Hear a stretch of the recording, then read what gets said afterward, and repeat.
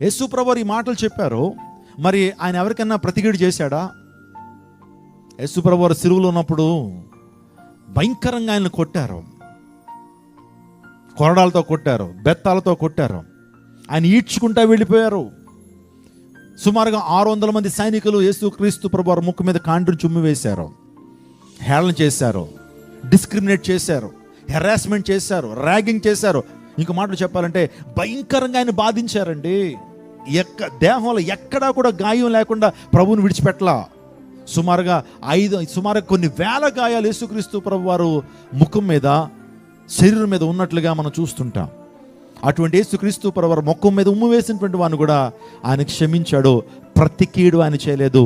తండ్రి, వీరేం చేస్తున్నారు, వీరు ఎరుగురు కనుక వీరిని క్షమించండి. నా ప్రియదేవచనాంగం, ఈరోజు మనం ఒక విషయాన్ని గమనించాలి. ఎక్కడైతే ప్రతిఘటన పెరుగుతూ ఉందో, ఎక్కడైతే దాడులు పెరుగుతున్నాయో అక్కడ క్రైస్తవం విస్తరించింది. శ్రమల్లో క్రైస్తవ్యం విస్తరింప చేయబడింది అనే విషయాన్ని జ్ఞాపకం చేస్తున్నాను.